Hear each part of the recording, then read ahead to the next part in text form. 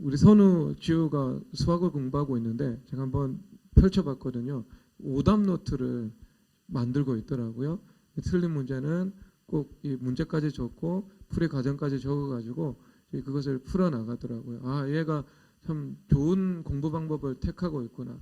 대부분의 사람들은 공부할 때 실력이 이제 한 열심히 하면은 한 수학 점수 5점 오르고, 그리고 열심히 하지 않으면 감각이 떨어져서 5점에서 10점 정도 떨어지고, 그 구간 안에서 대부분 움직이거든요. 그 이상은 이 재수를 해도 삼수를 해도 그것을 뛰어넘는 학생은요 극소수에 지나지 않습니다. 그것은 공부하는 방법론의 문제잖아요. 그러니까 자기가 잘하는 것은 우리 일반적으로 우리 신경세포와 신경세포 사이에 시냅스가 잘 연접되어 있어가지고요. 그 부분을 해결하는 길이 뇌세포 안에 형성이 되어 있습니다. 그래서 언제든지 그 문제를 보면은 그것이 너무나도 내 이 중추신경 속에서 풀 가동되고 있기 때문에요. 그냥 문제가 확 하고 풀려버리는 거죠. 그런데 문제가 잘 해결이 되지 않는 것은요. 내가 한 번 공부했거나 아니 그것이 어떤 반복적인 공부가 되지 않아서 장기 기억으로 전환되지 않았을 가능성이 있고요. 그리고 또 그 신경세포 안에서 온전히 내가 이해가 되지 않으니까요. 그러니까 논리적으로 내 안에서 그 구조가 납득이 되지 않으니까 잘 이 신경세포끼리 연결이 되지 않는 거죠. 그래서 왜곡이 되어 있는 겁니다. 문제를 푸는 그 구조 자체가요. 그래서 문제를 풀다가 다른 길로 가버리는 거예요. 그래서 그 문제는 계속해서 반복적으로 틀리게 되는 거죠. 그러면 성적을 비약적으로 올리는 유일한 길은요. 오답을 체크해서 그 오답을 반복적으로 내가 스승을 통해서 배우든 아니면 내가 스스로 그것을 반복적으로 문제를 해결해 나가는 것들을 연습을 하든 그것을 통해 가지고요. 그 신경세포의 연접을 만들어 놓습니다. 그러면은요. 그 문제가 다시 나오면은요. 반드시 풀 수밖에 없는 거죠. 그러니까 우리의 뇌가 신경 가소성이라고 변동되도록 주님께서 만들어 놓았죠. 그래서 그것에 기반해 가지고요.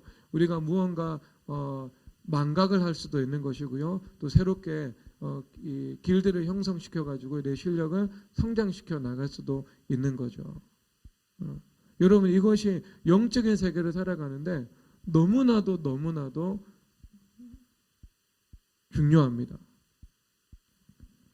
왜냐하면은 우리가 여러분 그 시험이요 우리 가운데 반복적으로 나타나는 경우들이 있죠. 계속해서 내 안에 음란의 시험이 옵니다. 그러면 무언가 내 안에 문제가 있다고 봐야 되겠죠. 그 음란에 대처하는 능력에 있어서요. 물질의 시험이 계속해서 반복적으로 내 안에 찾아와서 계속 누수가 나타납니다. 그러면 이것은요 주로 율법파에서는요 세 가지 문제로 귀결이 돼요. 영적인 차원에서는요 당연히 근본 문제는 11조 문제입니다. 그 11조에 주님과의 관계에서 축적이 없어요. 3년, 7년, 10년. 그래서 그것을 이제 수습해야 되는 거죠. 그리고 율법파의 차원에서는요 크게 나누어 보면은요 인색함의 문제와 방만함의 문제와 정직함의 문제입니다. 이 세 가지 문제가 있어요. 왜냐하면 뭐 인색하다 그러면은 물질의 시험에 다 오죠. 그러면 하나님께서 깨달으라는 것입니다. 너의 인색함을 주님 앞에 회개하고 순환과 번성, 즉 심는 삶을 살아가야 된다는 것입니다. 그리고 뭐 어떤 사람은 방만해요.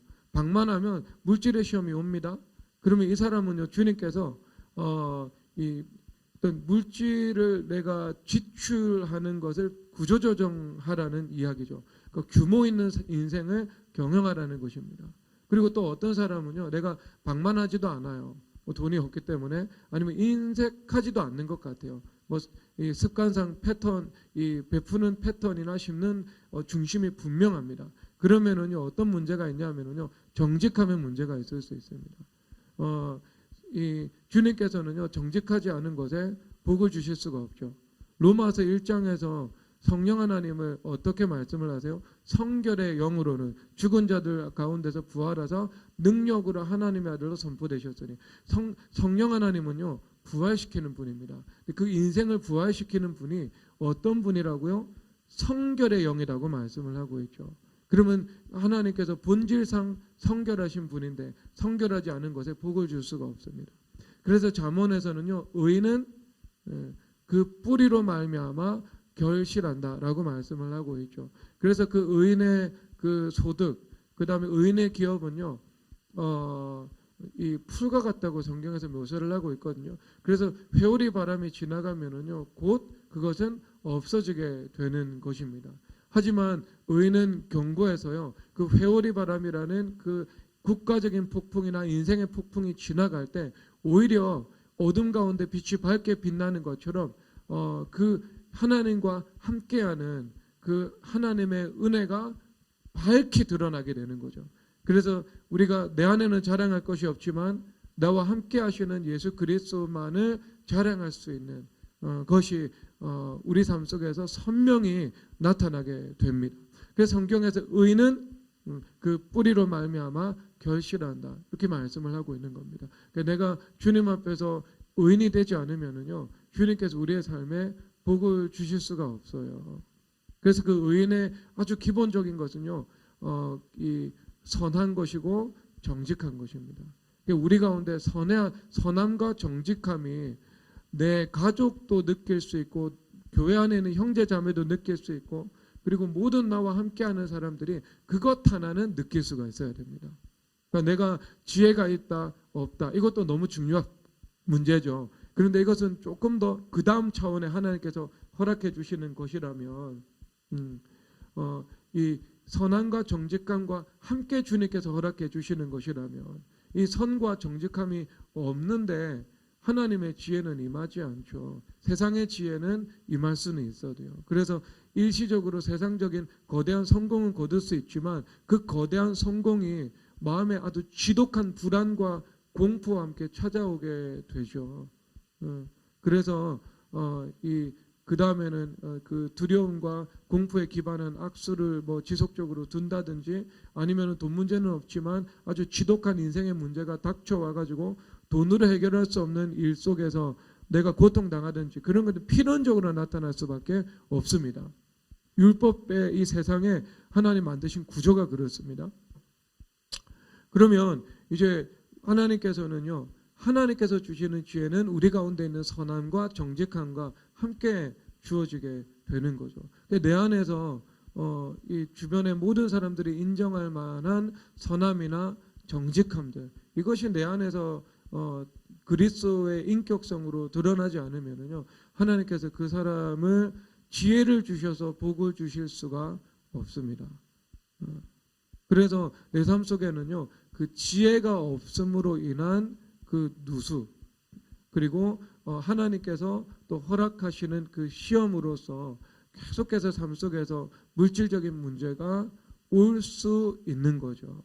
그래서 물질적인 문제가 있다. 그러면 인색감도 회개해야 되고 방만함도 회개해야 되지만 내가 주님 앞에서요 그 선함과 정직함이라는 것을 주님 앞에 구해야 됩니다. 왜냐하면 성경에서 이것을 여러 가지 방면에서 논증을 하고 있잖아요. 잠언 3장에서 보면은 너희는 인자와 진리를 내 마음판에 새기라고 말씀하고 있죠. 그래야 하나님 앞에서도 사람 앞에서도 은총과 귀중히 여김을 받는다고 말씀하고 있습니다. 그러면 여기서 인자라는 것은 내가 사랑한 사람이라는 것입니다. 내가 사랑하면서 살아간다. 그러니까 어떤 사람이 인자가 없고 진리만 있어요. 그러면 그 사람은 어떤 사람이에요? 진리는 있는데 나에게 그 어떤 사람을 향한 사랑이나 긍휼이 없어요. 그러면 그 사람은요 철저한 율법주의자가 되어가지고 다른 사람들 정죄하고 죽이면서 살아갈 거예요. 그래서 그 진리의 표준에 어긋나면은 가차없이 비판하고 아주 그런 매서운 눈빛을 가지고 있는 사람이 될 겁니다. 근데 사실상 성경적인 맥락에서는요 진리만 있고 진리만 있고 인자가 없는 것이요 가능하지 않아요. 그 사람 안에는 사실상 진리도 없는 겁니다. 인자가 없으면은요. 왜 그 진리는요 그 그리스도의 성품 안에 진리와 인자가 서로 하나가 되어 있고 그것은 각각 다른 각도에서 살펴볼 수 있는 거잖아요. 하나를요, 그리스도의 성품이라는 그 하나가 우리 가운데 들어왔을 때 그 하나를 각각 다른 각도에서 살펴보는 거예요. 그렇기 때문에 하나가 없으면은요, 나머지 하나도 붙어 있는 것이라 없게 되는 겁니다.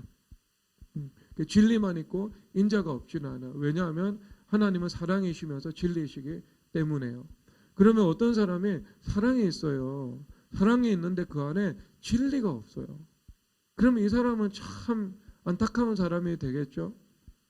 망합니다, 여러분. 인생에 사랑이 있는데 진리가 없으면요. 이것도 불가능한 일이긴 한데, 왜냐하면 진리에 기준이 없잖아요. 진리에 분별이 없잖아요. 무엇이 선한지, 무엇이 악한지, 무엇이 선악간지, 무엇이 생명간지 알지 못하거든요.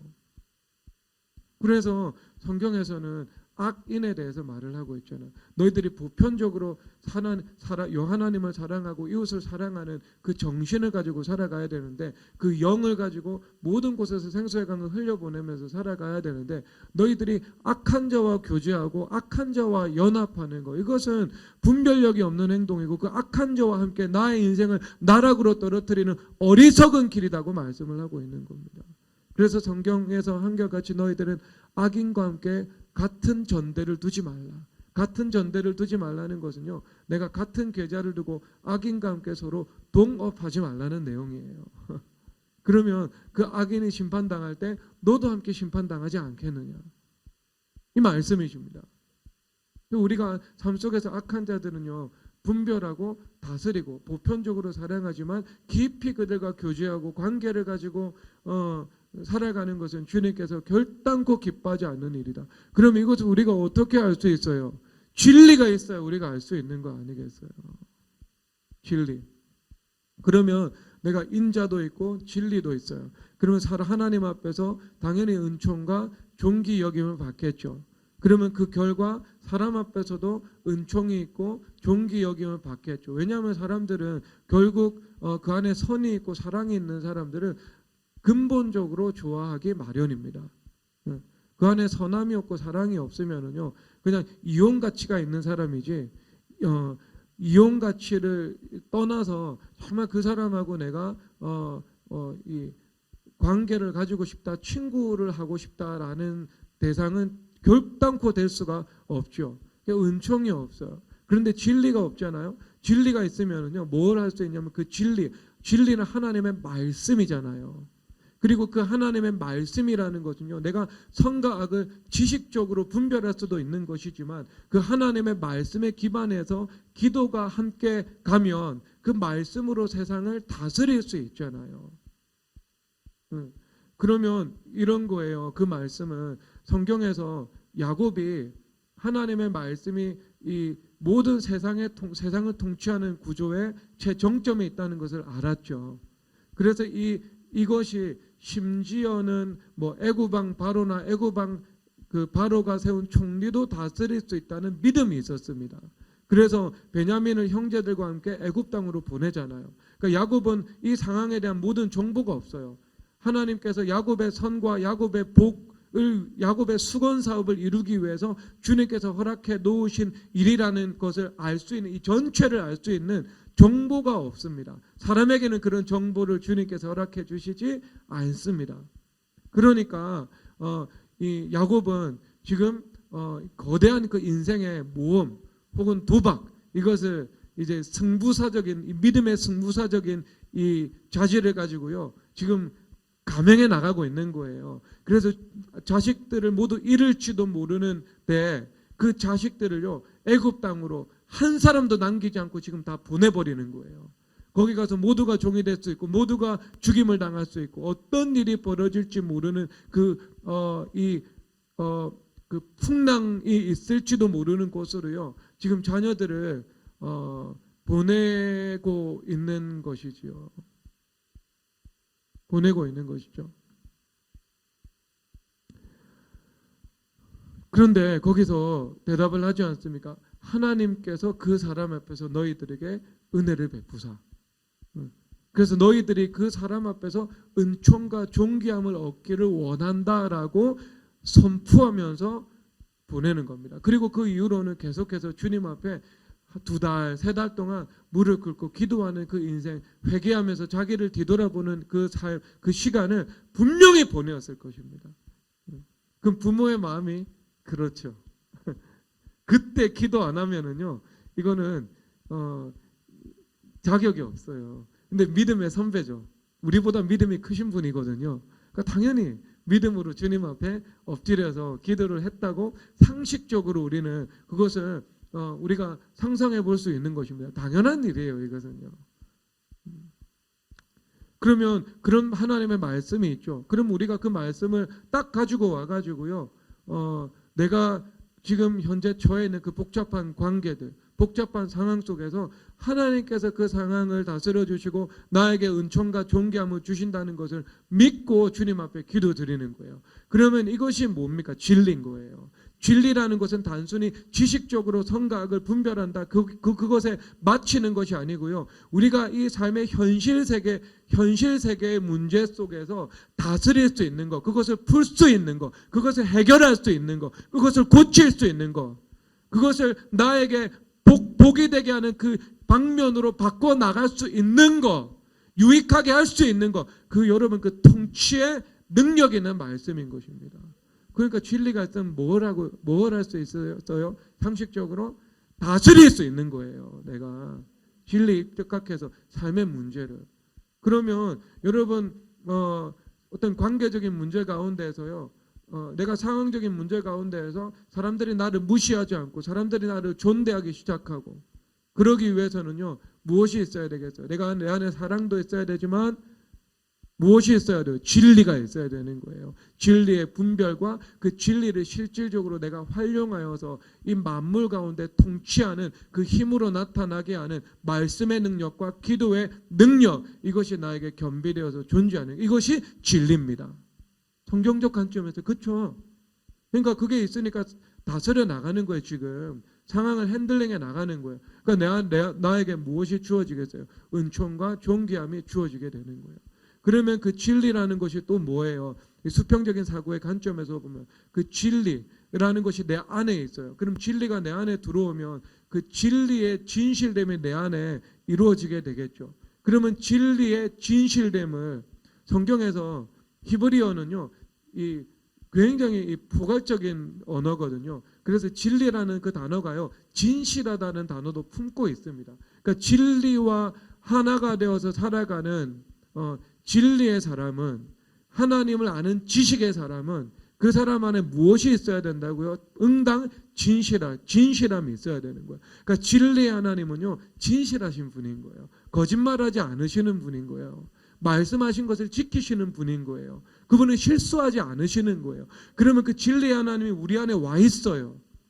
그러면 우리는 어떻게 해야 돼요? 그 진리와 하나가 되어서 진실된 거죠, 사람이. 그리고 사람이 진실되면은요, 어떤 방면으로 나타나냐 하면은요, 거짓말하지 않고 정직합니다. 그리고요, 두 마음을 품지 않아요. 그리고 두 마음을 품지 않는다는 것은요, 내가 어떤 사람을 바라볼 때 겉으로는, 그러니까 다테마로서는요, 그 사람에게 선으로 대하고 그 사람을 유익을 구하는 것 같아요. 그런데 그 사람의 혼내 가운데는요, 어떤 방식으로든 저 사람을 이용해 가지고 내 목적을 달성하고 그 다음에 내 유익을 취하고 그 사람은 그냥 뭐 내버려 둬야 되겠다. 그런 이중적인 의도가 가득한 거죠. 남아 있는 거죠. 그런 사람은 성경에서 결단코 의인이라고 말하는 적이 없습니다. 그리고 마음 가운데 사람을 해하려는 의도가 전혀 없고요. 그리고 내가 삶의 관계 가운데 갈등이 있고 부딪힘이 있어서 그 사람에 대한 다소간의 미움도 있고 시기질투도 있고 불편함도 있다고 하나 그 사람을 해하려는 의도를 품지 않고 그것을 실행으로 옮기지 않는 겁니다. 그러면 그 사람은요, 진실된 사람인 거예요. 그러니까 그 설사 내가 인생의 과정 가운데 그 사람하고 좀 불편한 일들이 있고 그 사람하고 가까워졌다가 멀어지는 일이 있다 할지라도요, 그 사람 안에든 내 안에든 그 사람을 조금도 해하고자 하는 의도가 0.1%도 없는 거예요. 그러면 어떻게 해요? 그 사람은 이 상대하거나 아니면 깊이 교제하는 것이요, 안전한 거예요. 심지어 내 안에 있는 깊은 고민이나 아니면 어려운 것들을 그 사람에게 말한다 할지라도 그것이 부메랑이 되어서 나의 삶을 어렵게 만드는 일로서 돌아오지 않는다는 것입니다. 그 사람이 그것을 이용해서 자기의 목적을 위해서 사용하지 않는다는 거예요.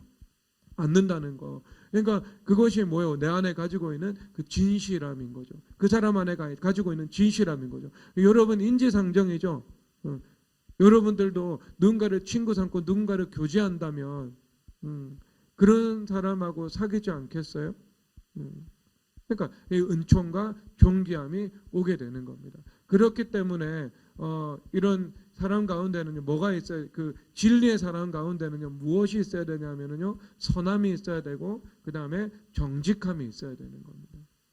그러면 내 삶 속에서 그 선함이나 정직함이나 정직함 이런 요소들이 아직 내 안에 온전히 준비가 되지 않았어요. 내 안에 거짓도 있고, 내 안에 미혹도 있고, 내 안에 왜곡도 있고, 뭐 그래요. 그러면은요, 좀 시험이 다가올 수밖에 없는 것입니다. 물론 여러분 이것은 선의의 문제만은 아닙니다. 이것은 좀 고차원적으로 가잖아요. 내 안에 선의가 있어요. 근데 선의가 있는데요. 예를 들어서 내가 선의가 있는데 어떤 지혜가 부족해요. 그리고 어떤 말씀과 하나 되어 있는 내 삶의 어떤 인격성이 좀 부족한 면들이 있어요. 그래서 내 안에 미혹도 있고 왜곡도 있고 거짓도 있고 막 그렇잖아요. 근데 선의가 있는데 그것이 내 삶 속에서 들러붙어 있으면은요, 나타나는 결과는 악으로 나타납니다. 결과는 악으로 나타나요. 삶 속에서요. 그러니까 주님께서 그것을 이제 직면시켜 가지고 해결시키고자 주님께서 시험을 이제 꽈락 되니까 자꾸 그것을 시험을 주님께서 반복적으로 보시는 거예요. 보시는 거. 내 안에서 그런 선함과 정직함 이런 것들이 필요한 겁니다. 그러면 일단 기본적으로 내가 하나님 앞에 복을 받을 수 있는 그 준비, 이 인프라스트럭처는요, 내 안에서 구축이 되어 있는 겁니다. 그러니까 항만도 건설되고 도로도 건설되고 공항도 건설된 상황인 거예요. 그런데 여러분 이것은 아직까지 충분 조건은 아닙니다. 충만한 상태는 아니에요. 이것은 이제 기본 요건이 나에게 갖추어진 것입니다. 이것은 이제 주님 앞에 내가 이런 문제들을 극복해서 생수의 강을 흘려보내는 삶을 살아가는 것, 다른 사람들을 사랑하고 섬기며 살아가는 것, 물질의 은사를 받은 사람들은 내가 물질적인 어려움을 벗어나서 이제 물질도 벌고 다른 사람도 섬기면서 살아갈 수 있는 것, 뭐 이런 전체적인 이제 주님 앞에 계도에 올라가 가지고 쓰임을 받게 되는 것, 이제 인생의 약속과 부활이 이제 준비가 되어 가지고 그 레일에 편승해서 시온의 대로가 열린 시온의 대로를 향해서 달려나갈 수 있는 삶, 이런 것들을 위한 기본 요건이 준비가 된 거예요. 하지만 아직 충분 조건이 준비가 되어 있는 것은 아닌 것이죠. 오늘 말씀을 통해서 조금 살펴보면 좋을 것 같습니다. 오늘 이 은잔의 시험이라는 이 주제가 나오고 있잖아요. 지금 이 형들이 가나안 땅에 기근이 찾아와서 식량이 없었습니다. 살기 위해서 애굽 땅에 식량이 있다는 정보를 입수하죠. 그래서 애굽 땅을 찾아갑니다. 애굽 땅의 총리는 하나님의 사람이었던 요셉이죠. 이 형들의 동생입니다. 이 형들이 요셉을 미워해서 이스마엘 상인에게 노예로 팔았습니다. 그래서 보디발의 집에서 노예로 있다가 그 다음에 모함을 당해서 이 친위대장의 감옥에 죄수로서 시간을 보냅니다. 그러니까 노예로서 11년, 죄수로서 2년 정도의 시간을 보내죠. 그리고 그 13년의 연단을 통과한 이후에 애굽 왕 바로의 부름을 받아서 총리가 됩니다. 그리고 총리가 되는 과정 가운데 애굽 왕 바로의 꿈을 해석하죠. 그래서 7년 흉년이 있을 것이고 7년 풍년이 있을 것이고 7년 흉년이 있을 것이다라고 대답을 합니다. 그리고 이 대답을 하는 것은 이제 은사적인 것이고 영적인 것이었죠. 왜냐하면 바로의 꿈을 본인이 듣고 그것을 정확하게 해석을 한 것이니까요. 그런데 그것에서만 이 본인이 이 바로 왕 앞에서 대답한 것이 이 전부가 아니었죠. 그 이후에 하나님께서 주시는 그 지혜의 말씀으로 해법을 제시하는 것입니다. 그래서 7년 흉년 동안 이 몇 퍼센트의 곡물을 이 저장 20%죠. 20%의 곡물을 저장하고 그리고 그 저장하기 위해서 각 지역마다 감독관을 세우고 창고를 만들어야 된다라고 해법을 제시합니다.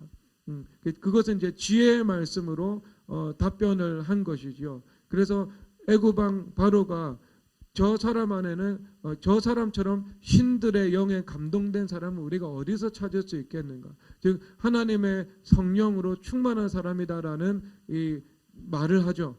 그리고 나서 그의 지혜로운 대답을 귀히 여겨가지고 죄수의 신분이었던 요셉을 총리의 이 자리로 세우게 되는 것입니다. 하나님께서 세우신 것이었죠. 그리고 7년 풍년이 지나고 이제 7년 흉년이 시작되었습니다. 그리고 그 흉년이 2년 정도 지나갔을 때였던 것입니다.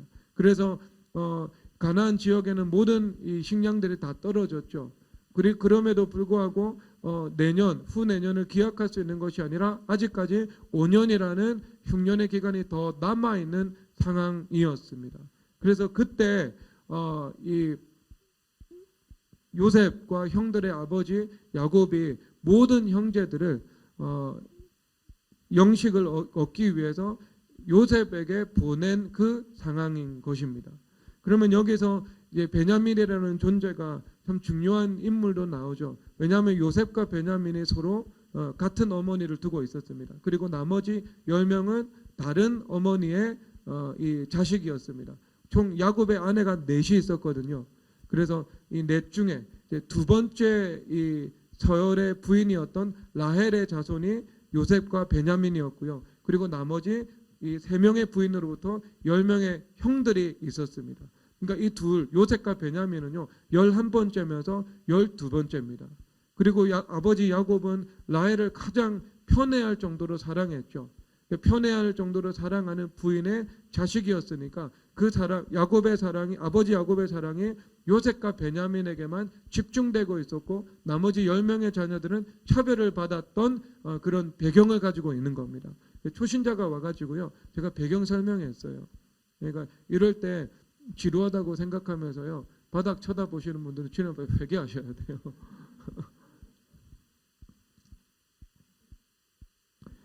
지금 몇 달 동안 계속한 이야기니까 여러분 다 배경 지식을 가지고 있으니까요. 성경도 읽었고 좀 그런 상황이죠. 그런데 아버지가 10명의 형제를 애굽 땅으로 보내었죠. 그래서 양식을 구해오라고 했습니다. 그런데 애굽 총리로 있었던 요셉이 베냐민을 같이 데리고 오지 않으면 너희들은 내 얼굴을 볼 수 없을 것이다 라고 이야기를 했습니다. 그래서 야곱 가운데 가지고 있는 그 두려움이 있었잖아요. 그 두려움은 내가 사랑하는 것을 잃을지도 모른다는 그 두려움이었거든요. 왜냐하면 이 야곱 자체가 어떤 정상적인 어떤 거룩한 사랑의 질서에서 사랑을 한 것이 아니고요. 그것을 조금 훨씬 더 초월해가지고요. 편애를 하거나 아니면 집착을 가지거나 그렇게 했을 때 언제나 이 시험이 다가왔죠. 왜냐하면 이것은요. 어떤 자기의의 영역이거든요. 자기의를 가지고 있을 때는요. 하나님의 은혜가 개입할 수가 없습니다. 내가 자식에 대해서 자기의를 가지고 있잖아요. 그러면 그 자기의를 가지고 있는 영역은요. 내가 하나님의 은혜가 개입되지 못한다니까요. 어떤 특정한 이슈에 대해 가지고요. 내가 어떻게든 이것을 잘 해보아 가지고 내가 원하는 대로 이끌어 가겠다라는 그런 자기의를 가지고 있잖아요. 하나님 은혜가 개입되지 못해요. 그래서 그 하나님의 은혜가 개입되지 못하는 것은요. 저절로 어떤 지배 상태가 들어가요. 흑암의 지배 상태가 들어가는 거죠. 그래서 원수 마귀들이 주도권을 가지고 갈 수밖에 없는 영역입니다. 그러니까 그 시험은 하나님께서 허락하신 것 같기도 하지만 사실상 자기가 가지고 있었던 자기의가 그 시험을 이끌어온 거예요. 이끌어온 거. 그러니까 여러분 그 자기의를 가지고요 문제를 해결해 나가려고 하지 마세요. 아시겠죠? 절대로 그렇게 하면 안 됩니다. 그러니까 자기의를 가지고 있다는 것은요 무언가 내 감정, 내 생각, 내 뜻을 관철시키려고 하는 겁니다. 이 의도가 자기의예요. 그러면 내가 내 힘을 가지고 관계를 핸들링해 나가려고 한다거나 물질을 핸들링해 나가려고 한다거나 아니면 자녀를 핸들링해 나가려고 한다거나 어떤 내 인생의 어떤 만남이나 뭐 교제나 뭐 이런 것들을 내가 이끌어 나가려고 하잖아요. 하나님의 말씀을 구하지 않고 내가 100% 순종할 의도가 없이 그러면은요 그것은 자기 의의 영역이 됩니다. 그래서 흑암이 와가지고요 그것을 다스릴 수밖에 없는 영역이 되는 것이죠. 그래서 자기 의는 여러분 없어야 돼요. 심지어 오늘 새벽에 주님께서 저한테 가르쳐 주신 것은요 여러분 교회에 대한 자기 의도 없어야 돼요. 여러분 교회에 대한 자기 의를 이거 사이드 메뉴예요. 교회에 대한 자기 의를요 주님 앞에 회개하셔야 됩니다. 모든 이 땅의 교회는요 동등하고 평등합니다. 아시겠어요? 모든 이 땅의 교회는요 동등해요. 미래교회가 다른 교회보다 우월한 거 없습니다. 다른 한편으로 미래교회가 다른 교회보다 열등한 거 없어요. 모든 교회는요 이 그리스도의 몸으로서요 이 그리스도의 신부, 그리스도의 몸이라는 그 아름다움이라는 가치를 지니고 있는 것입니다. 우리가 가져야 할 태도예요. 하나님께서는 라오디게아 교회, 사대 교회 이렇게 다 말씀하시면서 각각의 교회에서 책망하시고 각각의 교회에 대해서 말씀을 하십니다. 그런데 우리가 가져야 되는 그 태도는요 우리 교회만 최고의 교회다라는 생각을 가지는 것이 아니고요 모든 교회가 최고의 교회고 아름다운 교회다라는 생각을 가져야 됩니다. 그 교회에 대한 자기의가 없어야 돼요. 그러면 이제 외국에 있는 사람들은요 이것을 본교회 중심이라는 것들을 또 여기서 배격해 버립니다. 그래서 아무 교회나 가서 예배 드리면 되지. 본교회에서 꼭 예배 드리는 시간에 내가 함께 예배를 드려야 되나? 여러분 그것은요 하나님 중심과 인간 중심이에요. 그렇죠. 그래서 하나님께서 예루살렘 성전이라는 단일 교회를 가나안에 허락해 주셨잖아요. 회당에서 하나님 섬겼어요. 성경에서 보면 솔로몬도 기브온 산당에서요 하나님 앞에 제사했잖아요. 왜? 성전 세워지기 전이니까. 그런데 성전 세워지고 났는데도요 사람들이 계속 산당 가잖아요. 그래서 이스라엘의 왕들 중에 개혁을 잘한 왕, 산당 없앤 왕, 개혁을 못한 왕, 산당을 내버려 둔 왕. 왜? 산당은 나름대로 하나님 섬긴다고 만들어 놓은 거거든요. 근데 뭐예요? 하나님께서 지정하신 시간에 하나님께서 지정하신 곳에 없는 것, 내가 원하는 곳에 있는 것, 그것이 산당 신앙이에요. 예루살렘 성전 중심의 신앙이 아니고요. 이스라엘이 주님 앞에 징계받은 원인 중에 하나입니다. 왜냐하면 이것은 단순한 문제가 아니거든요. 하나님 중심과 인간 중심의 문제라서 그래요. 그것은 신약에서도 동일합니다.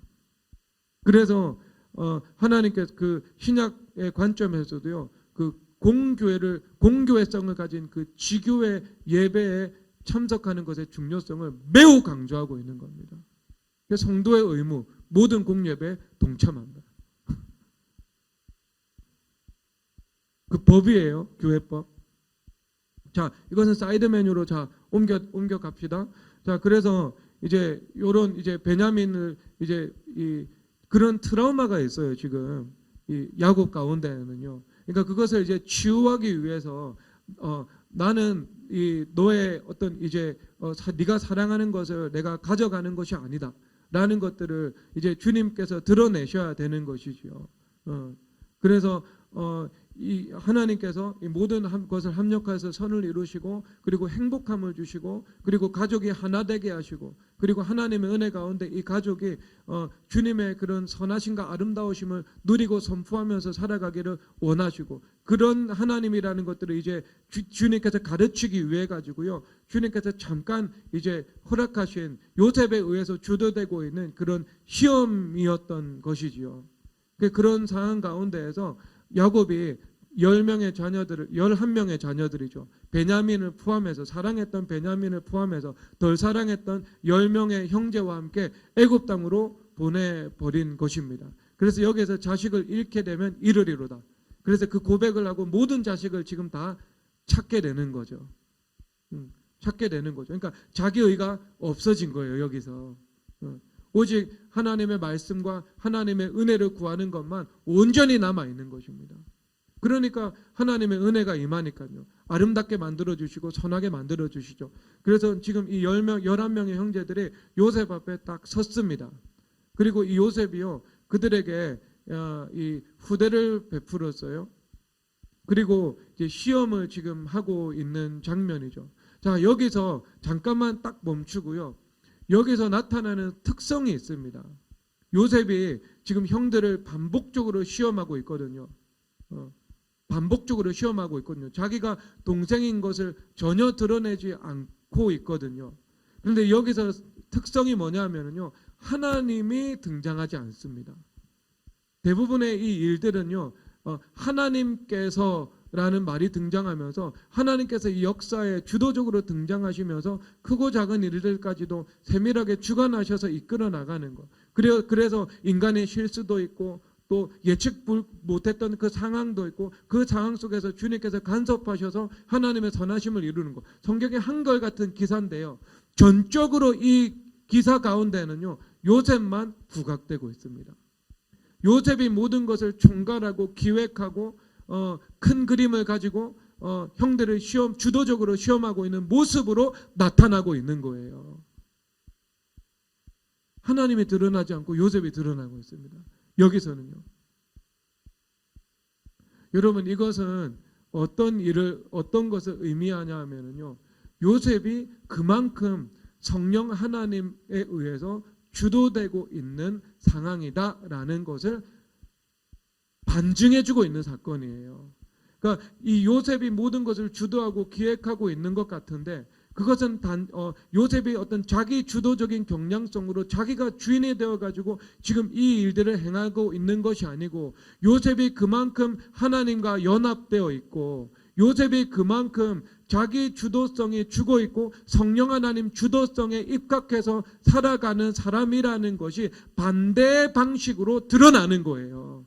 그러니까 100% 순종 가운데 100% 자유가 있는 것처럼 정말 온전히 하나님과 연합되어 있고 성령 하나님께서 주도하시는 그 임마누엘의 삶을 살아가는 것이 피와 살과 뼈와 육체와 영혼 가운데 온전히 습관화되고 체질화되고 그의 머리끝부터 발끝까지 온전히 주장하고 있어가지고요, 요셉이 주도하는 것 같은데, 요셉이 주도하는 그 외연의 형식으로 나타나는데 사실상 그 모든 것은 성령 하나님께서 주도하고 계신 것으로 주도하고 계신 거예요.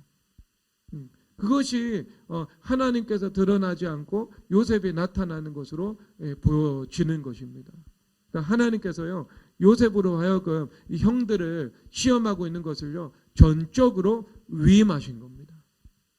그리고 전적으로 위임해서 요셉이 이 일들을요, 오차 없이 빈틈없이 추진해 나가고 처리해 나가는데요. 그것을 하나님께서 믿으셨던 것이고요. 그리고 그 요셉이 가지고 있었던 그 성령 하나님의 그 주도성, 자기가 온전히 죽고 그리고 그 안에 예수님께서 온전히 살아계셔서 성령 하나님께서 일하시고 계시는 그 상태라는 것들을 안 거예요. 그래서 사실상 요셉이 모든 것을 기획하고 주도하고 있지만 누가 주도하고 기획한 거예요? 그 안에 계신 성령 하나님께서 온전히 살아계셔서 주도하고 기획하신 것입니다. 여러분, 이거예요. 이거. 여러분들이 이제 그게 돼야 되죠. 하나님께서 줄로 지어진 구역이라는 한 영역을 온전히 여러분들에게 허락해 주시기 위해서, 여러분들이 그것을 정말 내가 자기 의로 경영하지 않고요, 자기 뜻대로 경영해 나가야 되겠죠. 가정도 그렇게 경영해 나가고, 자녀 교육도 그렇게 경영해 나가고, 재물도 그렇게 경영해 나가고, 내가 사람들과 교제하고 관계 맺고 그것도 그렇게 경영해 나가고, 내 미래도 그렇게 경영해 나가고, 내 공부도 내가 미래를 위해서 지금 준비하는 일들도 그렇게 경영해 나가고, 그렇게 하기 위해서는 어떻게 해야 된다고요? 온전히 내가 그것을 맡기 위해서는요, 온전히 그것을 위임받아 가지고요 행하기 위해서는 철저하게 내가 죽어진 상태로 성령 하나님께서 주도하시는 내 삶을 이끌어 나가시는, 움직여 나가시는 그런 상태가 내 안에 이루어져야 하는 것입니다. 이것이 되면은요, 내 삶 속에서요, 시험은 거의 없어집니다. 99%까지요, 시험이 없어집니다. 그러니까 내 인생이 어떤 길을 살아가겠어요? 평강의 길을 걸어가는 거죠. 로마서 3장에서 말씀하시는 파멸과 고생이 그 길에 있어 평강의 길을 알지 못하였고 그들의 눈앞에 하나님을 두려워함이 없었느니라 함과 같으니라 말씀을 하고 있는 겁니다. 하나님을 두려워한다는 것은 하나님을 경외한다는 것이죠. 그래서 여호와를 경외하는 것이 지혜의 시작이다. 하나님의 지혜는 여호와를 경외하는 것부터 시작하는 것이죠. 그럼 여호와를 경외한다는 것은 내가 범사 가운데 내가 하나님의 주인 되심을 간절히 기도드리면서 행하는 것이죠. 그런데 그것이 내 안에서 죽지 못한 것이 많다면 불가능한 일입니까? 아니죠. 내 안에 만약에 죽지 못한 자아가 많고 죽지 못한 생각이 많다. 그러면은요, 그래도 할 수 있어요. 그래도 할 수 있습니다. 어떻게 하냐고요? 기도하면 되는 거죠. 그럴 때는요, 많이 기도하면 됩니다. 많이 기도하면은요, 하나가 남습니다. 평강의 길 하나가 남아요. 파멸과 고생의 길과 평강의 길이 삶 속에서 이렇게 나 있잖아요. 내 생각이 곧 내 삶의 길이거든요. 성경에서 마음이 정직한 사람은 사람의 인생의 길은 대로다고 말씀을 하고 있거든요. 마음 가운데 하나의 생각만 있으면 길도 하나밖에 없어요. 그런데 마음에 생각이 많아요. 그러면 길도 많아요. 마음에 미혹도 많아요. 그러면 길도 미혹된 게 많아요. 마음에 거짓된 게 많아요. 길도 거짓된 게 많아요. 마음에 왜곡된 게 많아요. 길도 왜곡되어 있어요. 그러면 그런 사람은 하나님 인도를 받지 못하며 살아간다는 것입니까? 그렇지 않죠. 오늘 여기 교회 처음 와가지고 예배를 드리는 사람도요, 하나님의 인도는 이미 시작되고 있는 거예요, 여기서. 그러면 내가 그 하나님의 인도하심을 잘 받기 위해서는 무엇을 해야 되는 거예요? 주님 앞에 기도를 많이 드리면 된다니까요. 기도를 많이 드리면 내가 이 미혹의 길도 없고 왜곡의 길도 사라지고 파멸과 고생의 길도 없어지고 거짓의 길도 없어지고 길 하나, 하나님께서 인도하시는 진리의 길과 정직의 길 그 하나만 남아가지고 그 길을 걸어갈 수 있다니까요. 그런데 이것이 내가 정말 죽어져서 요셉처럼 내가 없고 성령 하나님 주도적인 사람이 되어서 살아갑니다. 그러면은요, 그 사람 안에는요, 그냥 단일한 길, 그 경부고속도로 그 하나만 쫙 깔려 있는 거예요. 시온의 대로가 열려 있는 것입니다. 그래서 그 길을 걸어갈 수 있는 겁니다. 그러니까 그것이 이루어져 가지고요. 여기서는 어떤 성령 하나님께서 경륜 가운데 어떤 예측 불가능한 방식으로 개입되고 그 다음에 화가 변하여 복이 되게 하고 또 하나님께서 주도적으로 무언가 시험하시고 이런 것들이 전혀 없는 겁니다. 그 영역에 대해서 전적으로 요셉에게 위탁되고 위임되어 가지고요. 요셉이 주도적으로 하는 모습으로 나타나는 겁니다. 사실 요셉이 죽었고 그 안에 예수님이 살아계셔요. 그러면 여기서 요셉이라는 주어 가운데 딱 삭제를 해버리고요. 예수님이라는 주어, 하나님이라는 주어로 바꾸어도요. 아무 문제가 없는 거예요. 요셉이 시험한 것 같은데 누가 시험한 거예요? 성령 하나님께서 시험한 거예요. 왜? 요셉은 없어진 상태니까요. 그게 사라져야 돼요. 그러니까 내가 이게 그게 여러분 성경에서 보면은요. 야고보서 1장 13절에서 그렇게 말씀을 하십니다. 하나님은 아무도 시험하지 아니하신다. 사람이 자기 욕심에 끌려 미혹됨이니 죄가 욕심이 잉태하여 죄를 낳고 죄가 장성한즉 사망을 낳느니라. 이렇게 말씀을 하고 있죠. 그러니까 내 안에 죄가 쭉 자라나는 모습을 설명을 하고 있는데 여기서 중요한 게 뭐냐면은요. 내 안에 있는 욕심 때문에 내가 시험을 받는다고 말씀을 하고 있어요. 그런데 그 시험이라는 단어는요, 그냥 성경 전체에서 나오는 시험이에요. 그래서 이것이 어떤 문맥에서는요, 하나님께서 의도적으로 그 사람의 믿음의 본질을 시험하기 위해서 말씀을 지키는지 말씀을 지키지 않는지 주님께서 그 사람이 하나님의 복을 받기에 합당한 그릇인지 하나님 앞에 쓰임받을 만큼 준비가 되었는지 확인해 보기 위해서 주님께서 의도적으로 시험하신다에 그 문맥을 사용해요. 그런데 또 원수마귀가 우리에게 미끼를 던져 미혹의 길로 이끌어 간다고 할 때도 그 시험이라는 단어를 사용을 해요. 그런데 야곱은 한 단면에 대해서 이야기를 하고 있는 거예요. 하나님은 친히 아무도 시험을 하지 않는다고. 그런데 그 시험 당하는 것은 자기 욕심에 끌려 미혹되는 거라고요. 그러면 여러분 그 시험의 제1원인이 어디에 있어요? 제1원인 내 안에 있는 이 죄죠. 그렇죠? 내 안에 꽈락이 자꾸 발생을 하는 거예요. 인색함이 있고 아니면 방만함이 있고 아니면 내 안에 그 정직하지 못함이 있고 그러면은요 계속해서 이 사람에게는요 뭐 특정한 물질의 시험이 반복될 수밖에 없는 거예요. 이 문제가 해결되지 않았기 때문에 크게 보면 율법파의 일입니다. 영적인 차원의 일은 또 있겠죠. 뭐 불신의 문제도 있을 거고 그 다음에 뭐 음란의 문제도 있을 거고 믿지 못하는 것도 있을 거고 다양한 것들이 있겠지만 적어도 저는 지금 어떤 율법파의 문제에 대해서 이야기를 하고 있습니다. 그런 문제가 있는 거예요. 그러니까 꽈락되는 거예요. 그게 계속.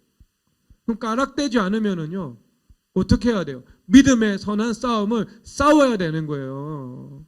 이 언제나 하나님께서 주시는 복은요 믿음을 통해서 오고 지혜를 통해서 옵니다. 이 두 가지예요. 성경에서. 그래서 너희들이 은혜에 의해서 믿음으로 말미암아 세상의 상속자가 된다라고 말씀을 하고 있어요. 세상의 상속자가 된다는 것은 만물이 너희 것이고 너희는 그리스도의 것이고 그리스도는 하나님의 것이다라는 말씀이 이루어지는 것이지요. 그러면 하나님은 그리스도의 것이다. 이건 100% 완벽하게 이루어진 거죠. 성삼위 하나님. 그러면 이 성삼위 하나님께서 서로 예수 그리스도께서 하나님의 것이 된 것만큼 어떻게 해야 돼요? 내가 예수 그리스도의 것이 돼야 되는 거예요. 얼마나 표준이 높아요. 그리고 내가 예수 그리스도의 것이 된 것만큼 어떻게 해요? 내가 만물을 누릴 수 있게 되는 거예요. 주님께서. 그것을 세상을 상속받는다 이렇게 말씀을 하고 있죠. 그런데 그 세상에 상속받는 것이요 은혜에 의해서 되는데 어떻게? 믿음으로 된다라고 말씀을 하고 있는 겁니다.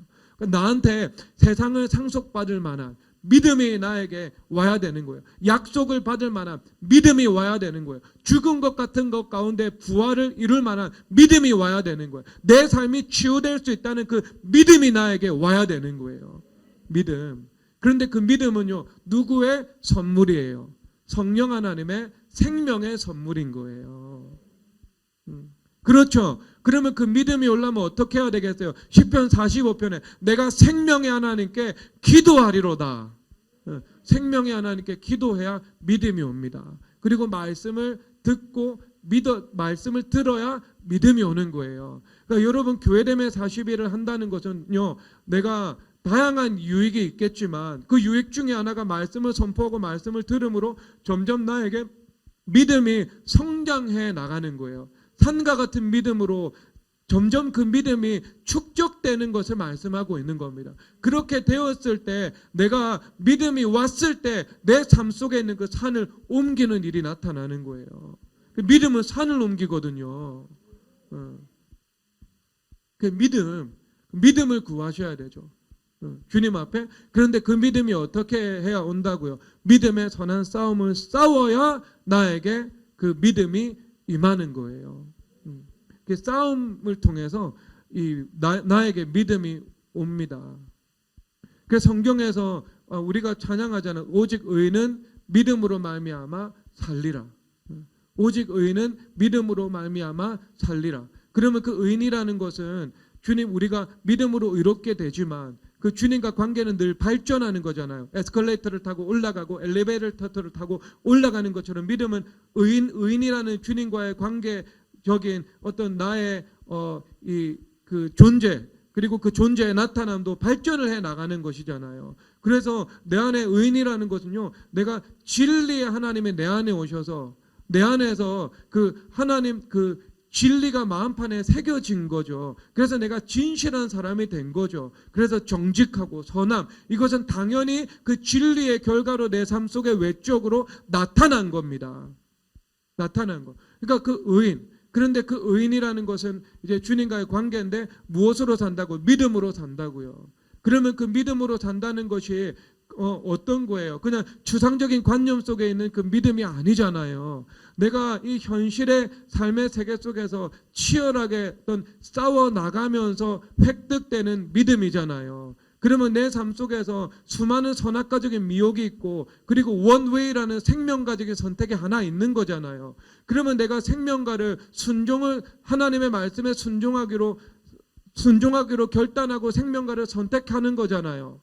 말씀이라는 거 하나. 그러면 그거 하나만 존재하는 것이 아니고 내 생각 속에서 존재하는 수많은 원수마귀의 미혹들과 왜곡들과 거짓들과 불신들과 이런 것들이 있잖아요. 내 삶 속에서. 그렇죠. 그래서 그것이 끊임없이 내 생각 속에 내 어떤 감정 가운데 치고 들어오거든요. 시험으로서 끊임없이요. 그래서 미혹의 길로 가기를 부추기고 왜곡된 길로 가기를 부추기고 정직하지 못한 길로 가기를 부추기고 하나님이 아니라 사람과 세상을 의지하기를 부추기고 자기 의로 삶을 운영하기를 부추기고 원수마귀들이 그렇게 부추기고 있거든요. 그런 상황 속에서 내가 믿음으로 나아가는 거예요. 그럴 때 여러분 눈물 흘리면서 오직 믿음으로 내가 믿음으로 말미암아 살리라 그렇게 찬송하는 거예요. 싸움 없는 찬양 아닙니다. 그것은요. 현실 세계 속에서 믿음을 흔드는 수많은 두려움과 불안과 그리고 타협과 그런 메시지 속에서 내가 믿음을 선택하면서 나가는 거예요. 그럴 때 그 믿음의 선한 싸움을 싸우는 거고요. 그 믿음의 선한 싸움을 싸우면서 주님 앞에 찬양 올려드리는 것이 오직 의인은 믿음으로 말미암아 살리랍니다. 그래서 여러분 그 믿음, 정금과 같은 그 믿음, 거짓이 없는 믿음 성경에서 그것은요 뭐예요? 싸워서 승리한 믿음인 거예요. 거짓하고 싸워 승리한 믿음인 거예요. 정금 가운데 있는 불순물과 싸워서 승리한 믿음인 거예요. 생명의 하나님께 기도드리면서 늘 결단하고 선포하고 믿기를 선택하고 생명과를 붙잡으면서 형성되고 축적된 믿음인 거예요. 그래서 그 겨자씨와 같은 믿음이 자라나가지고 나중에는요 산을 옮기는 믿음이 형성되는 것입니다. 어떤 목사님께서 설교하시는데요. 그 설교 내용에 그렇더라고요. 내가 정말 간절히 주님 앞에 기도를 드리는데 어떤 믿음이 오냐 하면은 내가 손가락으로 지구를 움직이면 지구가 움직일 것 같은 믿음이 온대요. 그런데 그 믿음이 왔는데 중풍병자가 일어나고 시각장애인이 눈을 떠 있더래요. 조영기 목사님 이야기입니다.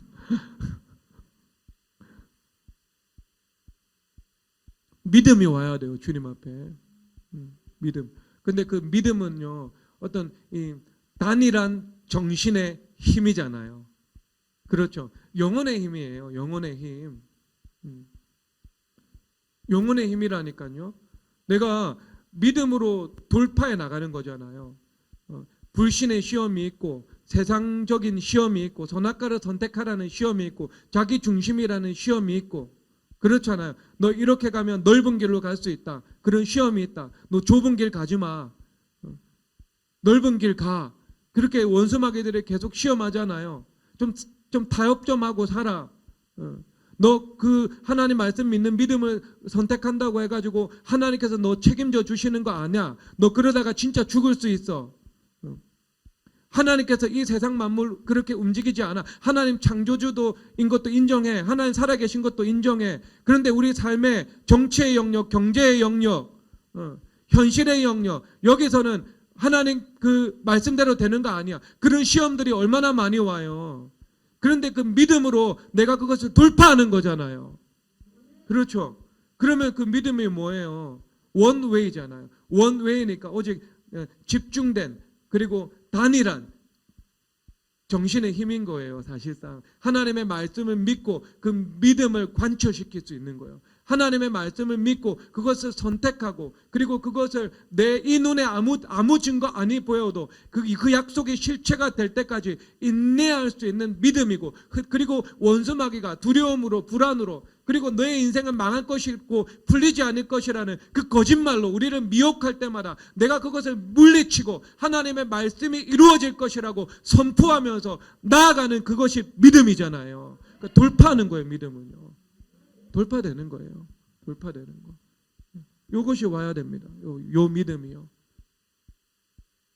그러면 내가 뭐가 되냐면요, 이제 세상을 상속받을 수 있는 거예요. 그러니까 내가 아무리 초신자다 해가지고요, 예수님을 처음 믿었다고 해가지고요, 이 주님께서 내 삶을 인도해 나가시는 것, 인도해 나가시지 않는 것 아닙니다. 내가 예수님을 믿고 내가 구원받은 하나님의 백성이 됩니다. 그러면 그때부로 주님께서 섬기는 영 하나님의 사자를 보내어 주시고 내 마음 가운데 성령 하나님께서 함께 계시면서 나를 떠나지 아니하시고 천국 갈 때까지 나를 주님께서 인도해 나가십니다. 그런데 그것이 내가 많은 어떤 미혹과 왜곡이 있을 때는 기도를 많이 해야 되고요. 많이 해야 되고요. 검증하고 또 검증하고 분별하고 또 분별하고 엎드리고 또 엎드려야 되죠. 그런데 여러분 요셉처럼 완전히 죽어져서 성령 하나님 주도적인 인격이 되어버렸습니다. 그 안에 요셉은 사라지고 예수님만 남았어요. 그러면 그때부터는요 그것이 실시간으로 이루어집니다. 실시간으로 이루어지거나 아니면 조금 다른 것들이 들어왔다 할지라도요 3초면 극복 가능합니다. 이강호 목사님의 이론입니다. 3초론. 두려움이 들어왔다 3초면 없어져야 된다. 다른 생각이 들어왔다 3초면 없어져야 된다. 욕심이 들어왔다 3초면 없어져야 된다. 근데 여러분 그것이요 제가 해보니까요 좀 심한 게 왔다 싶으면 30분입니다. 30분까지는 단축시켜 봤어요 제가. 심한 게 왔을 때. 근데 심하지 않은 것은요 우리 교회 코로나 확진자가 지나갔어요. 일부 예배 때. 근데 그것도요 제가 1초도 두려움이 지나가지 않았습니다. 한 2초에서 3초 흔들지 못하더라고요. 여러분 가운데 정말 여러분들이 사라지고 요셉처럼 성령 하나님 주도적인 인격이라는 하나님 한 분만 살아계시게 되기를 주님의 이름으로 축복합니다. 어떤 그 단일한 그 정신의 힘, 돌파할 수 있는 힘이라는 그 오직 믿음의 힘만이 여러분 가운데 남으시기를 주님의 이름으로 축복합니다. 그러니까 믿음의 선한 싸움을 싸워야 되는 거예요. 그것은 싸워야 나한테 그게 임합니다. 임해요. 근데 여기서 자 야고보서 1장 13절에서 우리 안에 죄 이것이 어떤 그 시험의 요인이 된다고 이야기를 했어요. 시험 우리 안에 죄가 있기 때문에요. 다양한 죄마다 우리 인생에 다양한 길을 만들어 놓고 있잖아요. 다양한 생각을 만들어 놓고 죄는 생각을 통해서 들어오고 죄는 우리가 정서적인 반응이 나타나니까 그러면 내가 누군가를 미워하고 시기 질투해요. 분노가 있고 용서하지 못하는 마음이 있어요. 그러면 내 안에 그것이 어떤 내 마음의 길이 되어 가지고요. 계속해서 그런 상념 속으로 나를 이끌고 들어가잖아요. 그렇죠. 그래서 그 생각이나 그런 느낌 속에 내가 빠져버리게 되거든요. 근데 그것은 내 영혼을 파괴하게 되는 일들인 것입니다. 계속해서 원수마귀의 시험이 들어와요. 그런데 자 이것은요 내 안의 문제라면은요 또 어떤 문제가 있냐면 이 미혹이라는 문제가 있는 거예요. 미혹된다라고 하거든요. 미혹이라는 것은요 인지 기능 자체에 왜곡이 있는 것입니다. 인지 기능 자체예요. 그래서 그 미혹이 있으면은요 내가 사물을 잘 분별할 수가 없어요. 그 지극히 선한 것을 분별하고 라고 말씀을 하고 있죠. 지극히 선한 것을 분별해야 되는데 지극히 선한 것을 분별하지 못하는 거예요. 나무가 있고 동이 있고 은이 있고 금이 있는데 이것을 각각 분별하지 못하는 겁니다. 그래서 좋은 것을 선택하지 못하죠. 그런데 우리가 하나님의 지혜가 임하잖아요. 좋은 것을 선택하는 것이 아니라 최고로 좋은 것을 선택합니다. 은도 좋은 것이지만 금은 더 좋은 거예요. 그런데 우리 가운데 미혹이 있잖아요. 미혹이 있으면은 인지 기능 자체에 왜곡이 있습니다. 그래서 내가 외부의 어떤 객관 사물들을요 영적인 시각과 율법의 시각으로 객관적으로 분별하지 못해요. 그리고 외부에 정보가 있을 때 이 정보도요 왜곡돼서 내 안에 들어옵니다. 그래서 나를 보는 것, 그리고 나와 둘러싼 주변 환경을 보는 것, 그리고 객관적으로 내가 제3자 어떤 제3의 사물을 보는 것, 여기에서 어려움이 찾아오는 것이지요. 그래서 미혹이라는 것들이 나에게 영적인 문제로 딱 자리 잡고 있습니다. 그러면 이것을 뒤로 딱 한 바퀴 동전의 양면처럼 존재하는 것은 왜곡이에요. 왜곡이라니까요. 그래서 이 왜곡된 일들이 나타나요, 삶 속에서. 그러니까 왜곡이 있다. 그러면 내 삶 속에서는요, 내가 이 걸려 넘어질 일들이 너무나도 많아요. 왜냐하면 왜곡이 없어도 내 안에 죄가 있을 때 아차하면서 내가 미혹이 되는 게 인간의 연약함이거든요. 그런데 미혹이 있고 왜곡이 있다. 그러면은요, 내 삶 전체가 어떤 이 혼란 속에 있는 거예요. 어둠 속에 있는 겁니다. 그래서 내가 바로 선택하지 못해요. 그러니까 이런 문제가 온전히 주님 앞에서 낱낱이 죽어지기 전에는요, 그런 실수를 반복할 수 있습니다. 그러면 그런 실수를 반복하지 않기 위해서 하나님께서 허락해 주신 것이 교회죠. 그리고 교회 안에서 뭐예요? 권위와의 관계인 거죠. 왜냐하면 조금 더 온전해진 사람이 주님께서 덜 온전해진 사람을 섬기도록 제자도라는 것들을 교회 안에 만들어 놓으셨잖아요. 제자 되고 제자 삼는 거. 그럴 때 어떤 사람이 내가 미혹되어서 아니면 왜곡되어서 어긋난 길로 가려고 할 때 어떻게 해요? 권위가 그것을 기도하고 객관적으로 말씀과 성령, 율법과 은혜의 관점에서 바라보면서 선악과적인 길을 가지 못하도록 그를 인도해 주는 거예요. 그러니까 최고의 안정장치입니다. 그래서 뭐라고 말을 하고 있어요? 잠언서에서 너희는 아비의 훈계를 듣고 어미의 법을 떠나지 말라. 그런데 그것이 첩경이 될 것이요 평강의 길이 될 것이라고. 여러분들 안에요 미혹이 있고 왜곡이 있어요. 그러면 미혹된 길과 왜곡된 길이 내 앞에 나타난다니까요. 선택지로요. 그리고 내가 그것이 구분을 못해요. 이게 선악간지 생명간지 구분을 못해요. 그리고 좋은 건지 더 좋은 건지 은인지 금인지 그것을 내가 이 분간을 하지 못한다니까요. 그래서 어떻게 해요? 태생적인 오류가 내 삶 속에서 또 반복되는 거예요. 그런 사람 한둘이 아닙니다. 제가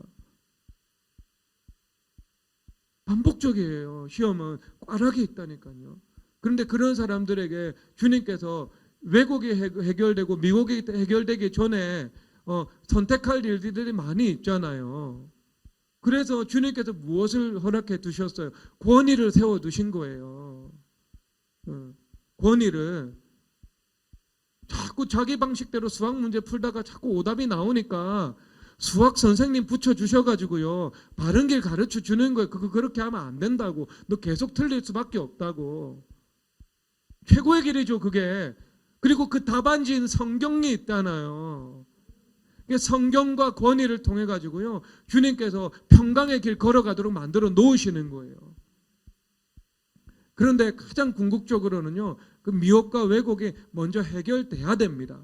해결될 때 내가 사라지고 성령 하나님 주도적인 사람이 되어 가지고요 요셉이 드러났는데 하나님이 드러나는 것처럼 내가 일했는데 예수님께서 일하신 것처럼 그 되는 그 인격이 나에게 이루어져야 되는 것입니다. 그것이 내 안에서 인자와 진리가 마음판에 기록된 사람인 것이죠.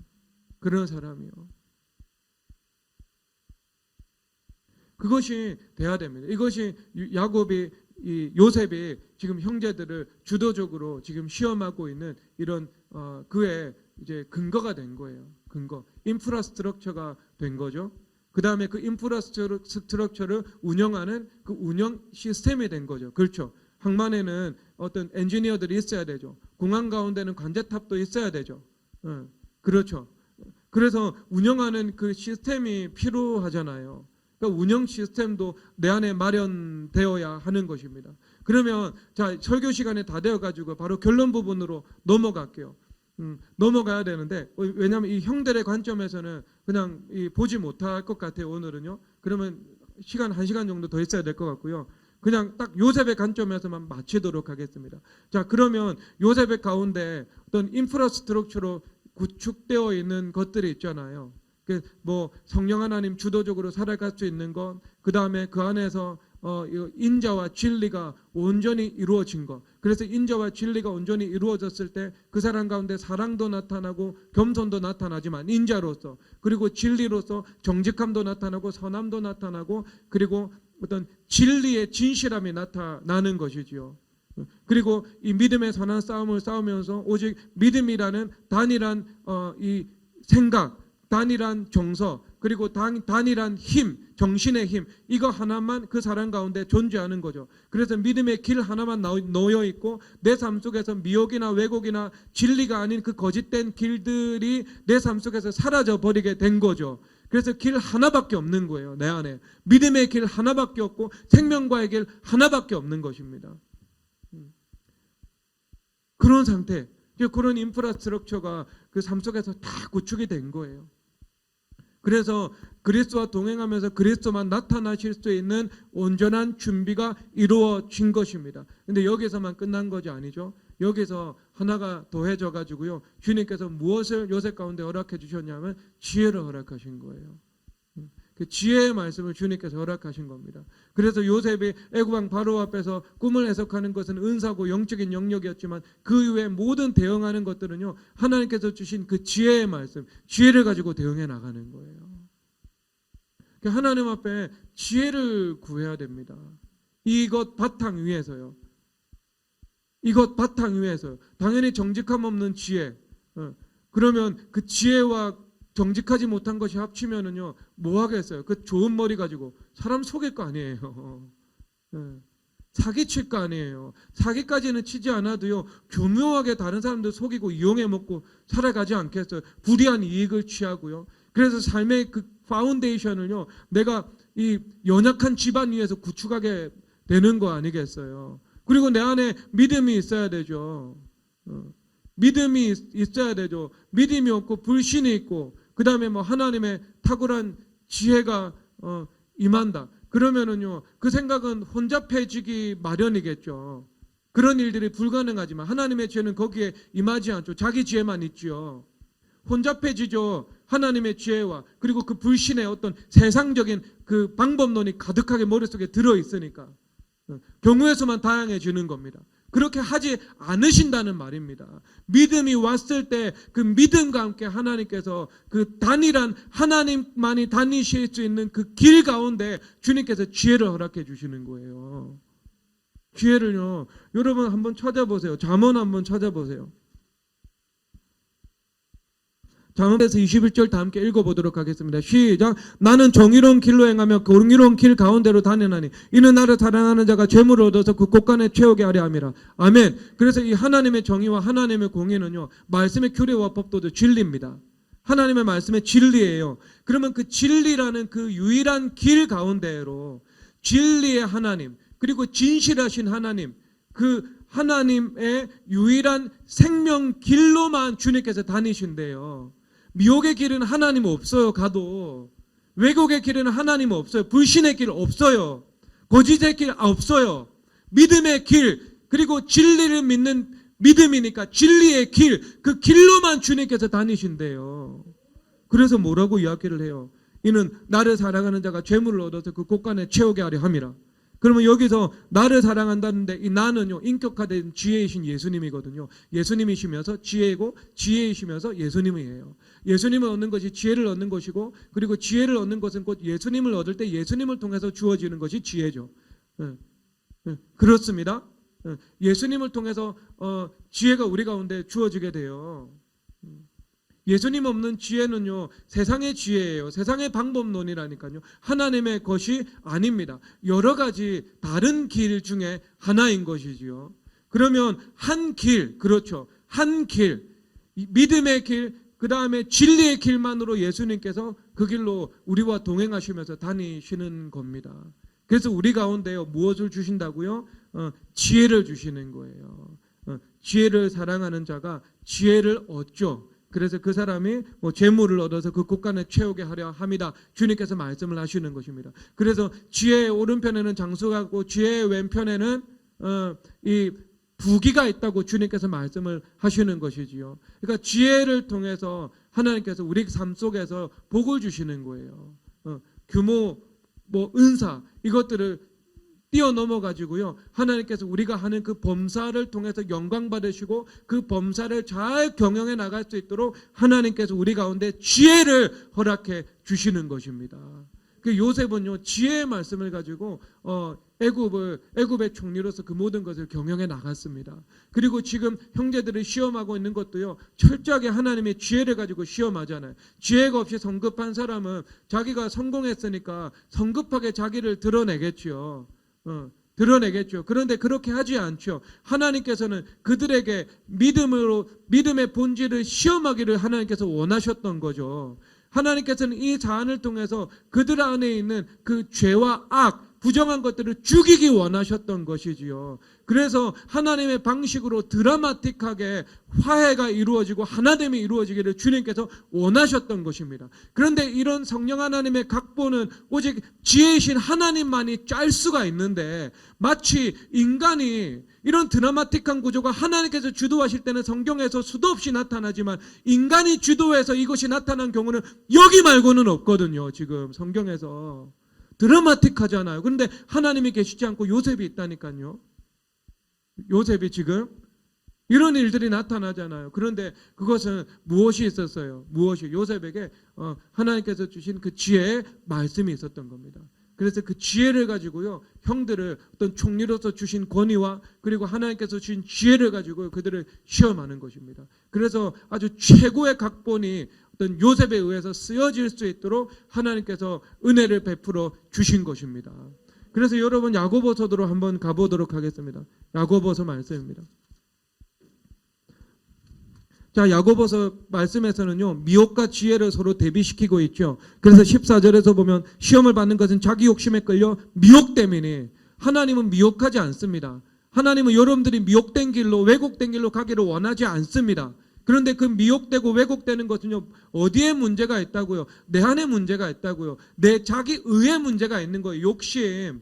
내 욕심대로 행하고자 하는 거예요. 내 욕심대로 기업 경영하고자 하고, 내 욕심대로 자녀 교육하고자 하고, 내 욕심대로 관계 만들어 나고자 하고, 내 욕심대로 내가 결혼하고자 하고, 내 욕심대로 남자친구 여자친구 만나고자 하고, 내 욕심대로 하니까 주님께서 개입하지 못하고 미혹당하는 거예요. 반복적으로 미혹당해요. 죽지 않으면은요. 그러면 자, 인프라스트럭처가 구축되어야죠. 하지만 그것은 우리 가운데 인프라가 구축된 거지 아직 운영할 수 있는 그 시스템이 온전히 갖추어졌다는 것은 아니죠. 충분 조건은 아닙니다. 그러면 우리의 인생을 경영하고 우리의 기업을 바르게 잘 경영해 나가기 위해서 그 시스템이 구축돼야 되죠. 그 충분 조건, 그것이 무엇인가? 하나님으로부터 지혜의 말씀을 얻는 것입니다. 그래서 여기서 주님께서 말씀을 하시지요. 4절, 인내를 온전히 이루라. 3절부터 읽겠습니다. 이는 너희 믿음의 시련이 인내를 만들어내는 줄 너희가 알미라. 아멘. 그럼 믿음의 시험을 통해 가지고 믿음이 단련되는 거예요. 믿음의 선한 싸움을 싸워가지고요, 믿음의 길, 믿음의 힘이라는 one way, 그리고 유일한 능력, 이거 하나만 남는 것입니다. 거짓이 다 사라지는 거예요. 그래서 인내를 온전히 이루라. 이는 너희를 온전하고 구비하여. 자, 온전하다. 나는 사라지고 내 안에 예수님만 남는다. 성령 하나님께서 주도적으로 나를 통해서 일하신다. 그래서 내가 일했는데 내가 일한 것이 아니고 결국 그것은 하나님께서 하신 것이다.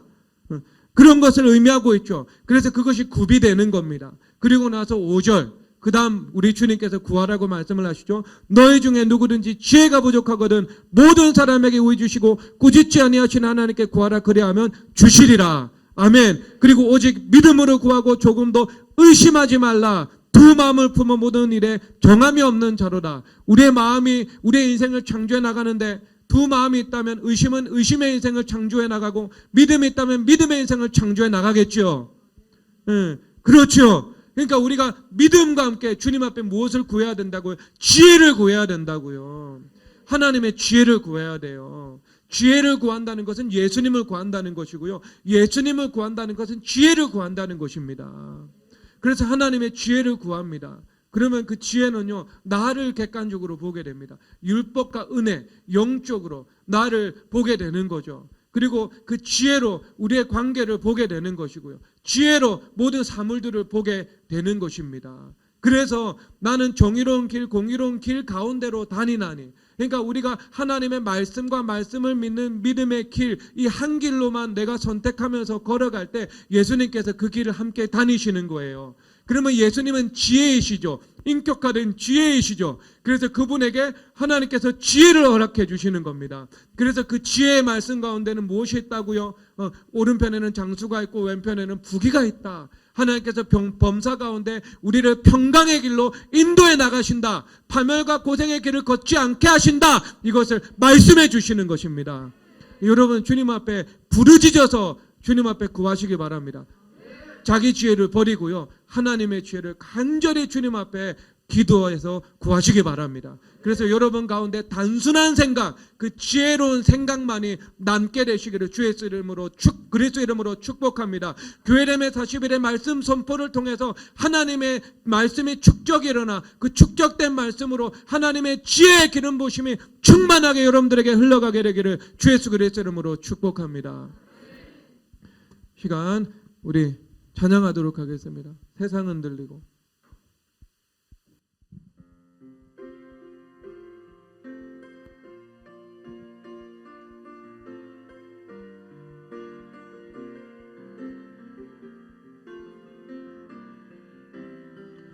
세상은 들리고 사람들은 변하여도 나는 주를 섬기리. 주님의 사랑은 영원히 변하지 않네. 나는 주를 신뢰해. 오직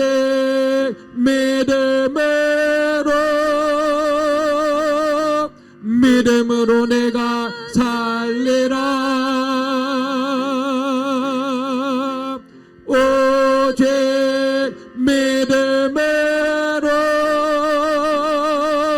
믿음으로 내가 살리라. 오직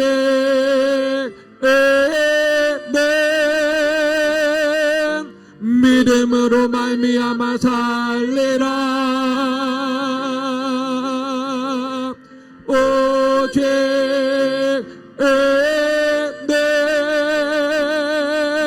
믿음으로 말미암아 살리라. 믿음은 들리고 사람들 주를 떠나도 나는 주를 섬기리. 주님의 나라는 영원히 쇠하지 않네. 나는 주를 신뢰. 오직 믿음으로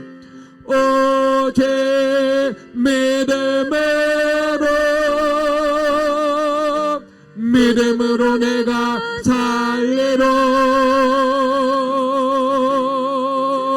오직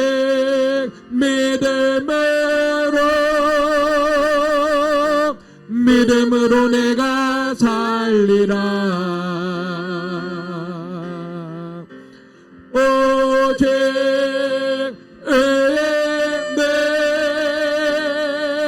믿음으로 말미암아 살리라.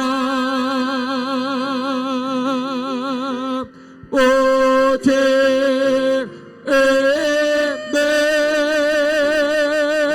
믿음으로 말미암아 살리라.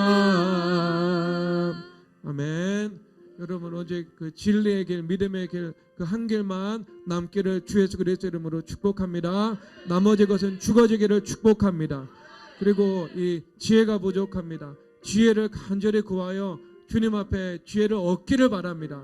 지혜를 얻어야 내가 무엇을 바르게 선택할 줄 알고, 지혜를 얻어야 내가 그 바르게 선택한 것을 끝까지 밀고 나갈 수 있습니다. 지혜가 생명입니다. 은보다 지혜를 구하시기 바랍니다. 돈보다 지혜를 구하시기 바랍니다.